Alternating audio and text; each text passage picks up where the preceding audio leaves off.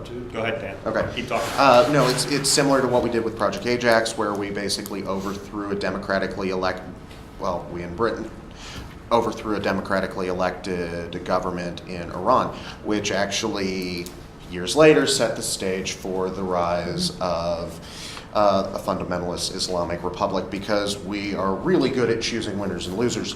But you know, it's so you're right. I mean, we do meddle, but I think it's different. Scale of 1 to 10. How loud are the alarms in your head? Russia compromised voting systems in 7 states. I don't think they actually were able to influence or change the results. So I don't think the alarms are that much. I'd say yes, I would say security and cybersecurity is something we should definitely invest in. And I think that relies on trust in our FBI. But I think that Trump might, well, I've heard a lot that Trump's kind of eroded that trust with the FBI and our internal abilities to investigate. I think it's important, though, that we also take things in context, kind of like we were talking about there, is that I think the FBI lost a lot of its legitimacy back in COINTELPRO. I think that's probably where, if we want to talk about targeting of different citizens and whatnot, it would arguably be said that the FBI hasn't had legitimacy since probably the 60s as well. I would say that maybe even before that, if you look at some of the things that Hoover did. What do you mean legitimacy? Like I would say that there was popular. a trust. There was trust. I think if anyone who's going to intellectually interrogate whether or not the FBI would not use its power to subvert political action, I think the intellectuals would say that it would, because there's historical context. And I think that becomes a lot of the problems with where Trump supporters, and it's a weird way how the Trump supporters and the left kind of merge on this FBI issue, is that weirdly enough, there's probably enough support to say that it's reasonable to assume that possibly the FBI investigations were tainted. Kind of to go back, kind of reverting back, and now kind of jumping around there. But to revert back to the Russia analogy, I think there's a lot of people that would probably believe that, because a lot of individuals already have seen the FBI target citizens, target different political action groups. And that's very problematic, I think. So I think just to say that they wouldn't target Trump is not something that wouldn't be that far-fetched. I mean, they've already done that. I find it interesting because I think that the same people now who are like the FBI is untrustworthy and all of that would be the same people who 8 years ago or 6 years ago would have been saying the FBI is a fine, upstanding American institution and we should trust them inherently.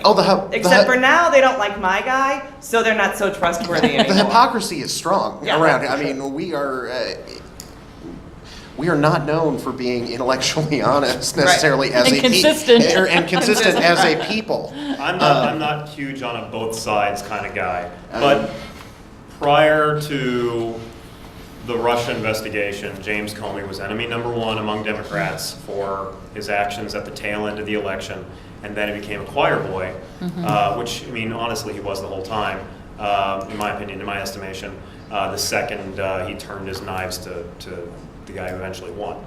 So I don't know. I'm not a crazy about both sides type stuff, but I think that's a foible we are all succumb to.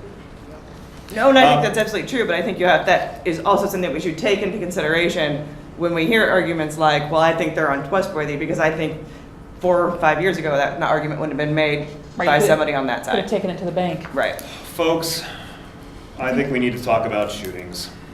I think Holland might have something. Holland had something though. Yeah. I was going to comment that we live in an age of very dense, high-resolution information where it's very easy to find stuff out about people. I think if the FBI were lying about Manafort and Papadopoulos and the other people who have been named in various papers, that the very few things that they have released, if they were lying about what's in the court papers, I think the media would have jumped on that, because for any journalist, like whether or not the FBI agrees with what you think politically, if you find out that they're lying, that's a big scoop. Yeah. Well, they kind of did. I mean, I would say to answer that is the FISA warrant initially that kind of started the entire thing was based on an opposition research paper that was actually funded by the Hillary Clinton campaign. But actually, that's not even true. That is true. That's 100. No, they were that's funded by the 100% FISA. That's how really they got through. It was the Fusion GPS memo. Which was actually originally funded by Republican opposition. But it's a firm that does a lot of different oppositional also, research. But it was funded by Hillary Clinton. They were looking at Carter Page before that.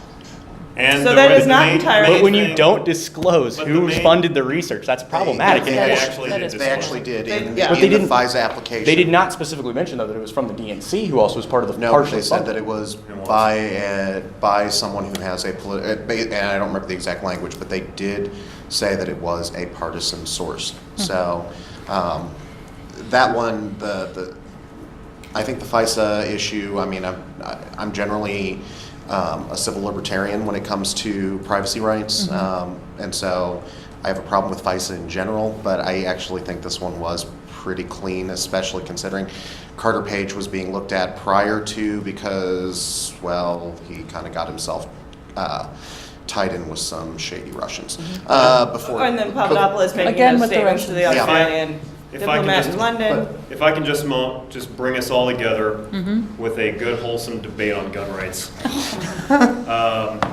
We've had hundreds of mass shootings over the years. We had a terrible one, what was it, a couple weeks ago? Just a couple weeks ago. Following that shooting, though, we've seen a different conversation, a different tenor when it comes to gun rights. And I don't know, guys, anybody? Is the needle moving when it comes to gun control? Where is this issue headed? Not just in this administration, but beyond. Yeah. Joan?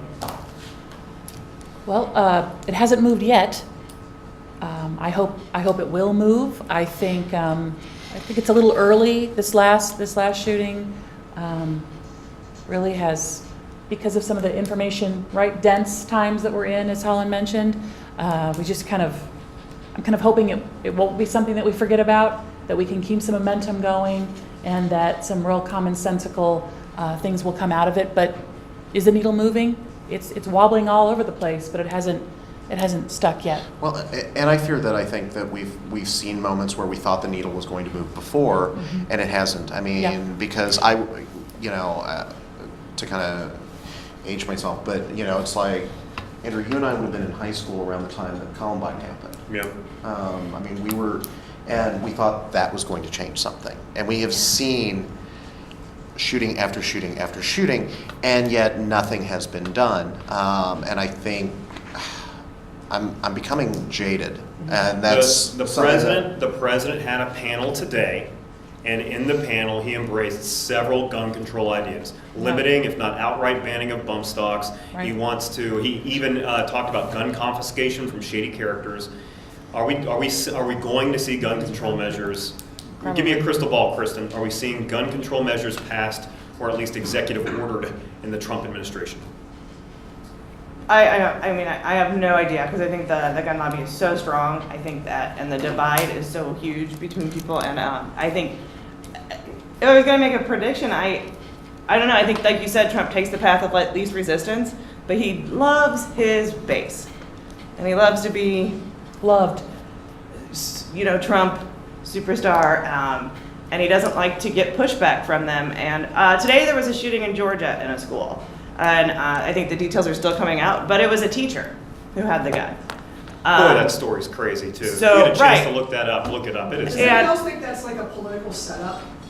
Okay, and that's where it goes, right? Immediately, and that is where how big the divide is it is not, oh, that's horrible that this happened, but immediately people come out and say, oh, it was a liberal, we prove a point, because now we're Crisis talking actor. about No. arming teachers. It's an anti-gun nut. And that is how big and how far apart people are in the discussion that we can't even say oh, that happened and could have been of any number of reasons, but it has to be a conspiracy.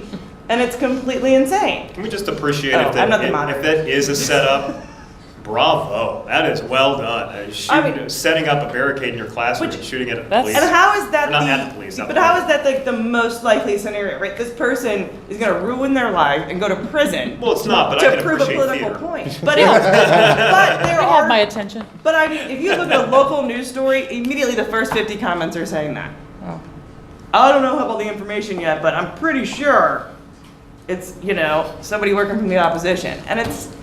So I don't know that there's going to be movement when people are that When we're divided. still there. And if there is, it's going to be token things like bump stocks. Sir, what's your name? Sorry. Roger. Roger, go ahead. But then we're talking about Trump, and of course how things are so much different than any other president, and it goes to the point of we immediately, because that's what I told my wife, that this guy did this on purpose, that Trump has somehow, just because of the constant lying, he doesn't just lie, his people around him lie, his press secretary lies, he's gone through several press secretaries, they're lying constantly, they're spinning things, he's undermined what we understand to be truth.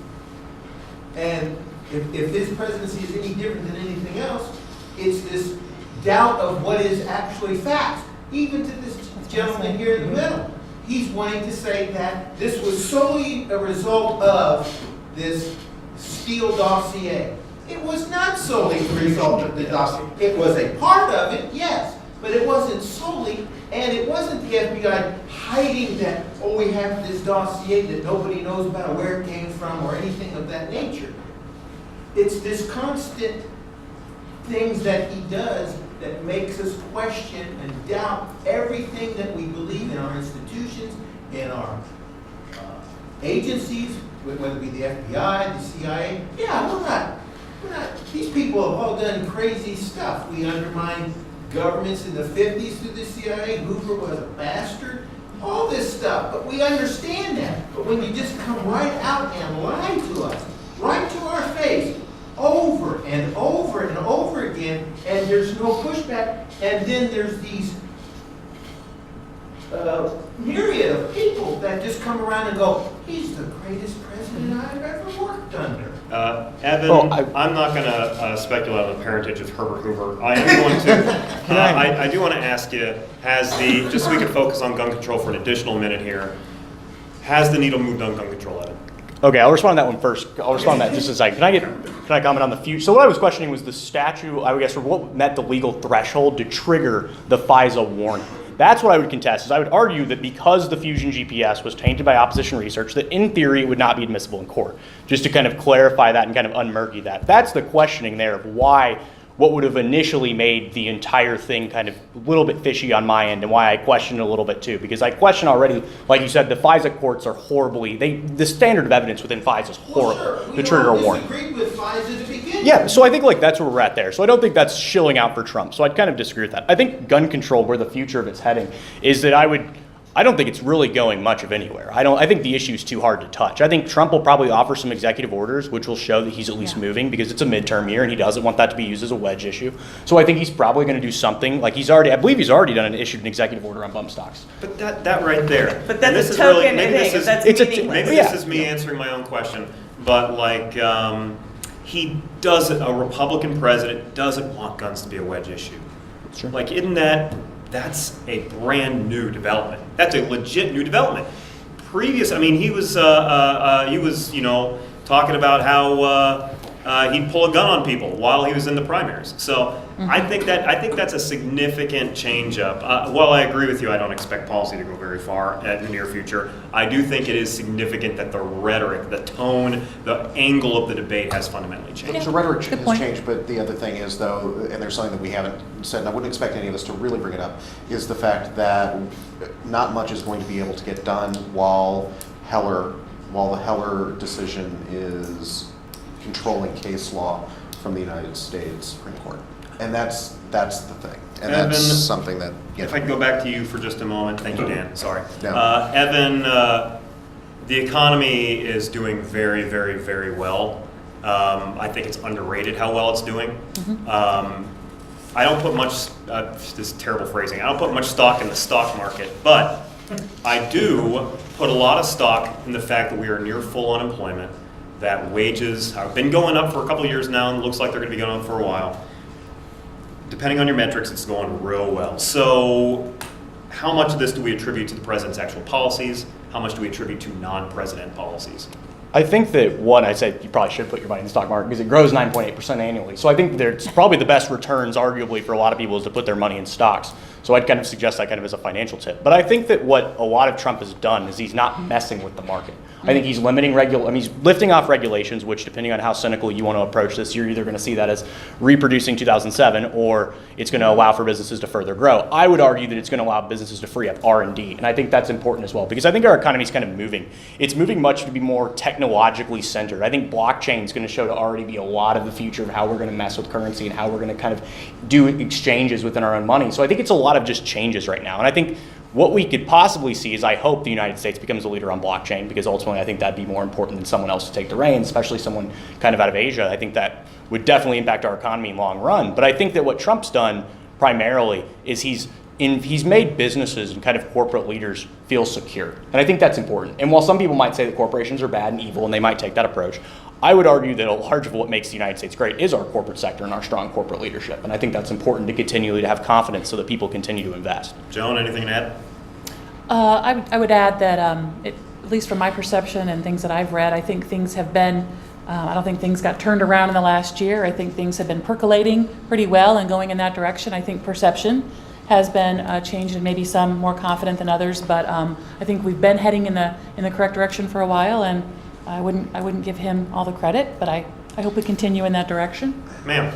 Someone online asked if you all could explain again why the dossier that came out after Papadopoulos and others, Carter Page, had been pegged to talk with the FBI, why that's not enough. Well, the dossier was something compiled by a British spy paid for by the current president's opponents when he was running for office. Republicans at the beginning, Democrats at the end. The dossier was one of the reasons why the FISA Court greenlit a whole bunch of surveillance. They'd been tracking a gentleman, Carter Page, for a while, who fell in as a foreign policy advisor into the Trump campaign. And in addition to that, probably most critically, a foreign policy advisor to the president, with an awesome name, George Papadopoulos, So awesome. was bragging. That's a really good name. There are days I wish I was Greek. That's an awesome name. So anyways, that he was bragging to Australia that he knew of. What was he bragging about? That he knew of the email hacking? The email. And at that point, Australia tipped off on that, alerted the FBI. So that's really the main thing. Now, the dossier itself is partisan. It was designed to attack Trump. That's why it exists. That doesn't necessarily make it Illegitimate. There's a fruit of the Their poison. investigations into Hillary Clinton and her use of the email server were in part tipped off by research done by Breitbart. So you can use partisan information if the FBI deems it somewhat credible. Well- And that, to get to an issue that Evan brought up, the FISA Court is a mess. The FISA Court approves 90-some%, 97, 99% of the cases brought before it by institutions like the FBI. So maybe that's something that deserves some reform. In this case, I think there might have been a little more than just smoke. Well, and I think the other thing with the FISA Court, and that's something that has to be remembered, is that when they are trying to surveil, and I'm still not a fan of FISA, that every 3 months, if they are surveilling a United States citizen, they have to go back in front of the judge Right. every 3 months and say, basically, here's what we found, we think it is still important. So while the dossier may have been one of the items that was used initially, they had to come back and show results. And if they hadn't been able to show results, they would have lost on the renewals, because the court is a little more careful, little bit more careful on how they handle U.S. citizens as opposed to foreign nationals. But Christen, can I ask you about women's rights? Oh, sure. I The mean, Me you Too- got a while? The Me Too movement, women's rights, they've received renewed attention during the Trump administration. Is it coincidental that that renewal has been occurred during the Trump administration? And how has our political leadership in both parties accounted for, this movement as well as the sexual misconduct in both their houses? Well, one I'm going to say is that I think what happened when Obama was president is that a lot of organizations like Planned Parenthood, or people who support those kinds of work like Planned Parenthood and women's rights, reproductive rights, sexual health, issues like that, got complacent.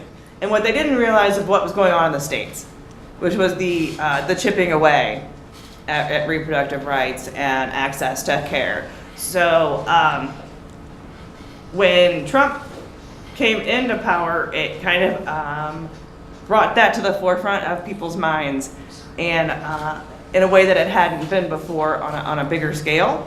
But they're still doing things like today, Health and Human Services has changed what they're going to do with funding for Title X, which is for poor people, poor women to get access to care. And they're going to make it easier for places like crisis pregnancy centers, who often don't have any medical staff, to get grant money, and harder for places like Planned Parenthood to get money. They're going to fund things called, I think, sexual aversion that's where we're heading. Did you say sexual aversion? Yes. That's where we're heading. Education. Abstinence-only education? Yeah, Is but that I mean, what I you think sounds like. abstinence only is still even a friendlier term than sexual aversion, which is Aversion. one they're using question. now. They've taken away $200 million from teen pregnancy preventative initiatives, which the teen pregnancy rate has been going down, but guess what happens when that money is not there, right?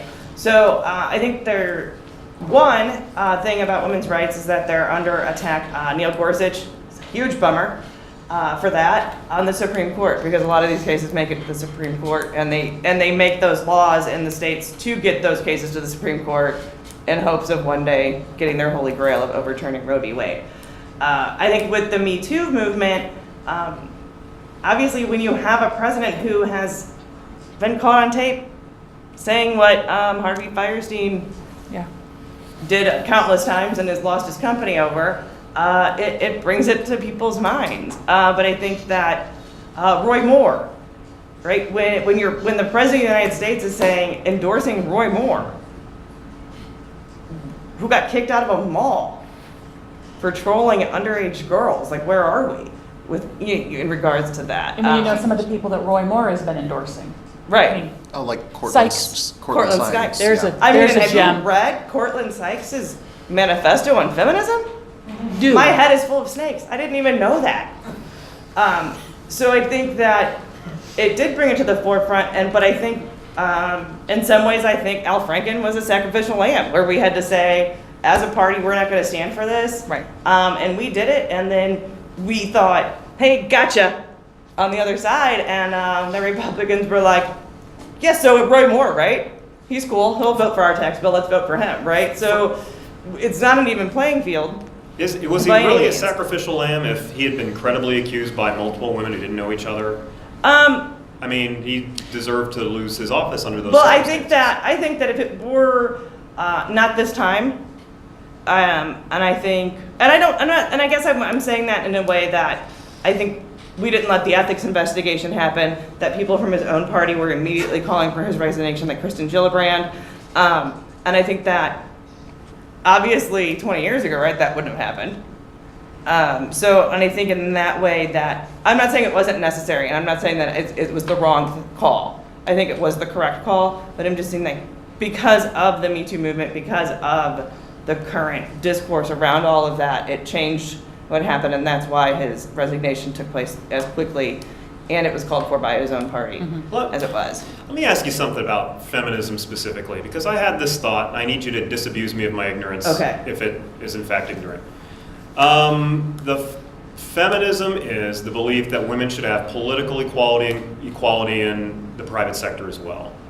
And I think that's a cause 90-some% of Americans, I would like to think, would sign on to.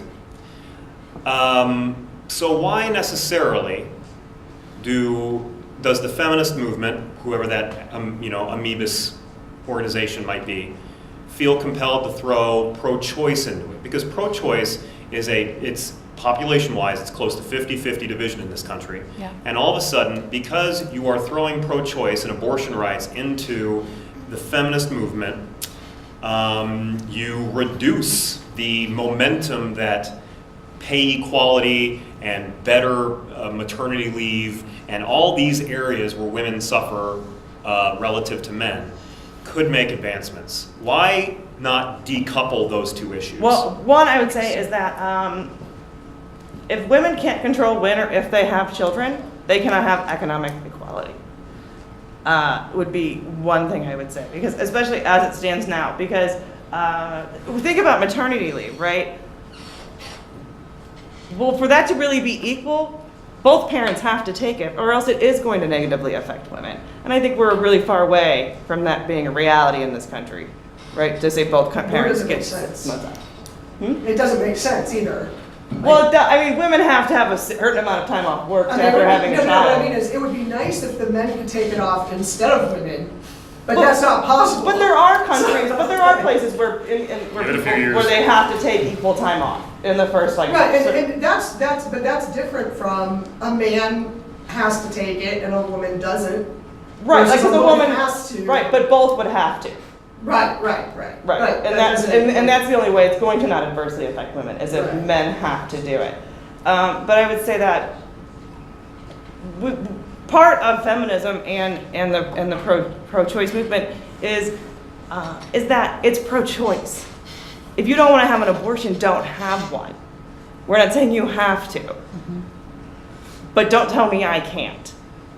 And as someone who was raised Catholic, went to Catholic school K through 12, it's not an end that I came to easily, and I quite frankly find myself astonished at how often I'm arguing for abortion. I have 2 kids. It's not a choice I would make, and I think when you say 50-50 divided, but I think when you get down to it, there are more people who are pro-choice. In theory, they don't believe it for themselves. Joan, right after the president got elected, we saw worldwide protests. In America, they were largely considered women's marches, defensibly so. They were driven by women's groups, so on and so forth. Sure. At these women's marches, there were pro-choice feminist groups that showed up, and they got in a few, not scuffle isn't the right word, Pro-life. but they got shouted down. Pro-life, you mean? Yes, sorry. The Yeah. pro-life feminist groups showed up, and they end up in confrontations with the other feminist groups on site. Could you decouple these issues like I've suggested, or are they too intertwined like Kristen's suggesting? I think just as Kristen's suggesting, they are coupled, and I don't know that some of the women at the march would have considered feminists, pro-life feminists, to be in fact feminist, or Because trying. Kristen, And I can guess you what I'm be not a- saying is, what I'm missing is when I was talking is that it's about bodily autonomy. So if you say you were pro-life, and I hate those labels pro-life, because also then you're for the death penalty, you're not pro-life, right? So I hate those labels, but if you're going to identify that way, then you're saying I don't have say or control over what happens to my body. And then that is the issue. What more basic right is there, right, than to Right. be able to control what happens to and inside of your body? And now they're talking about a national 20-week ban on abortion. Well, do you know what happens at your 20 weeks? That's when you have the scan that tells you if there's abnormalities. We have a volunteer at Planned Parenthood who tells her story about finding out at the 20-week scan that her baby would not survive, that her life was in danger, that she would have to travel to St. Louis or Kansas City to give birth. She ended up having, and in Missouri, you cannot have any insurance plan that covers abortion, period. So you ended up having to take out a loan for $10,000 to travel to Colorado to have that done when she tried to get pregnant, when they wanted that baby. And so I think to make it as its base, that argument of pro-choice and pro-life, pro-abortion or anti-abortion, is to leave out those stories and is to say that I don't get to control what happens to my own body. Do you want me to come and say, hey, give him your kidney? I'm not fond of him. I would not give him my kidney. Well, because you want say over what happens to your body. Yeah. And I think that's the crux of the issue for that's feminists, 50% is I of get the to other say people. what happens to my body. So pro-life feminism, Mirage? misguided. Okay. Evan, has the Republican Party, if we could kind of change gears, I know it's kind of jagged, but has the Republican Party changed since Trump took prominence politically? And in what ways? I would say that I think it's you've brought in some nasty characters. I think that's the problem I've seen with the Republican Party, which I think, and I do blame some Democrats for that, for initially vilifying like Mitt Romney as like the epitome of the horrible guy who was the awful man that said binders and binders of women. I bet there's tons of Democrats Oh, who would love yeah, to. They would love to trade for him. That was a sharp change, wasn't it? But I mean, it really was. I mean, it was. I mean, Mitt Romney compared to Trump are night and day Oh, my individuals. goodness. I think Mitt Romney's actually not a horrible. I think Mitt Romney's probably a good person. Based on his record, I don't believe Mitt Romney has a lot of malice or ill intent towards a lot of people that Trump does. So I think that a lot of what occurred was that Republicans were receiving a lot of attacks in 2012 that I think were just kind of out there and kind of spurring from a place of very interesting, I would say, critiques from the left. And I think what that did was that brought in a coalition of people that felt so ostracized from engagement within conversations like we're having here, that they formed these subgroups within the right, and they became these ethno-nationalist movements that originated on forums, that originated on 4chan, and ultimately that kind of has bled its way pseudoly. I don't think it's fully into the mainstream of the Republican Party, but it started to kind of creep into it, and I think that's really disturbing. Dan? many of the things the Republican Party has traditionally stood for, free trade, tough stance on Russia, immigration reform, spending and deficits. What's happening here? Why is the GOP bucking itself in the era of Trump? I have not been able to figure that one out, and I wish I had. I wish I could. Honestly, because this is something you know this. When I've done political work, I've done work for both parties over time. Anybody will pay you. Yeah, Anybody. No, because I'm usually volunteering. Yeah. But when I first stepped onto this campus, I worked for one. I ended up working for a very conservative member of the Missouri State House of Representatives, and helped get him elected. And then found myself moving further and further away from that. But what I will say is the Republican Party that I saw growing up in St. Louis or saw here in the early 2000s looks nothing. Looks nothing like. When I think of people who would have revered, Buckley or Reed Hayek and Friedman, things like that. That isn't what the Republican Party is anymore. And I think it's because I think part of it is it's become more tribal. It has become. What do you mean, tribal? It has become an identity rather than a series of ideas. In other words, I'm going to put on that identity, and everything else be damned, because I must protect my team at that point or my tribe, rather than actually saying, you know what, that is not because. But that was the case before Trump. I think it's been exacerbated. Like if you look at Trump, like Evan McMullin, he's been kind of ostracized by most of the Republican Party because he is not on board with Trump. Right, Evan McMullin or even Mitt Romney up until recently. Right.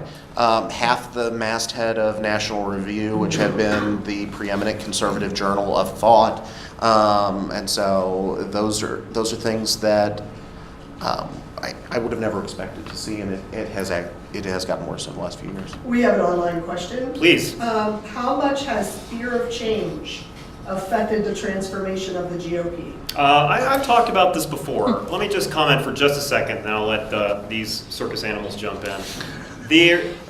Under the Obama administration, we had the most diverse cabinet and group of appointees in modern political history. Very soon, white people will no longer be the majority. By very soon, I mean 15, 20 years. Then after that, white people will eventually become a minority. While at the same time, under the Obama administration, under really the last 20, 30 years, what we've seen is policies that produce more racial equality economically and politically. So the white population in some cases has seen their, albeit outsized piece of the pie, shrink down some, and naturally you get a backlash from that. I don't know if it's necessarily fear of change. Maybe it is. I think what it is, it's fear of that shrinking pie slice and that it can eventually vanish into nothingness. Kristen? Well, I think, and I'm probably going to butcher this, and I don't know who said it, but it's like that quote about when you have privilege, equality seems like oppression, and I think that's part of it. I think people think that they're losing. I'm losing. I don't want that immigration because I'm losing my jobs to these immigrants. Is that true? When for the most part, they're doing when those immigrants aren't here, those jobs go unfilled. So I think it is a fear of change. I think we went from a place of there's people even for me, like at work when we're doing sex ed and we say and male anatomy or female anatomy, and now it's a penis having body or a vulva having body with the diagrams because not all men have penises, right? So when you give that to people and then they go, I don't know what to do with that, and it makes me uncomfortable, and I'm afraid I'm going to say the wrong thing. Too hard. Yeah, and I'm afraid I'm gonna say the wrong thing, and you're gonna say I'm a racist or a sexist or something. So now I just don't like it, and I don't want to do anything with it. Evan, and I think that happens. Is the Republican Party afraid of, I'm sorry, I just want to make sure I got that quoted right, afraid of change? So I don't think it's necessarily that they're afraid of change. I think they're afraid of what the oppositional response becomes. Like we've said when we were talking about equality, when we were talking about all these different, telling them that in a sense that they're the oppressor. So I'll give you an example. So if you go to Texas County here in Missouri, you'll find families that are predominantly white that live in dirt room floor homes that are essentially third world, what I would consider shacks whenever we volunteer and we help those individuals.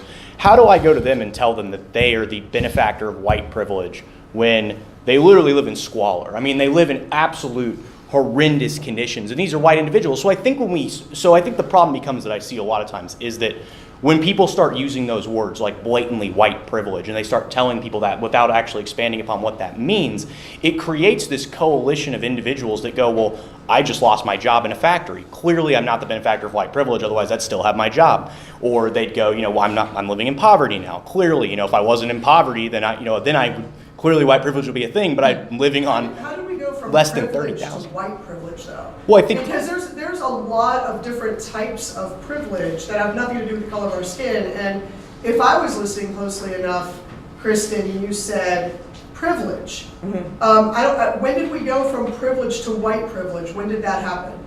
Well, I think we intersected once we started talking about sex. I mean, I think once we got into the intersectionality of privilege, whenever that was kind of delineated within the conversation is when I broke it down even further to racial lines. But I mean, if that's what you're trying to track the conversation back. But what I'm trying to say is that, yes, there are very, very dirt poor white people Correct. who are not privileged. Correct. For whatever reason. But they also do, and because white privilege or privilege of any kind is a broader definition. We're not talking about on an individual case-by-case basis. Right. But I think people... We're not talking about color, we're not talking about gender, we're talking about all, your privilege.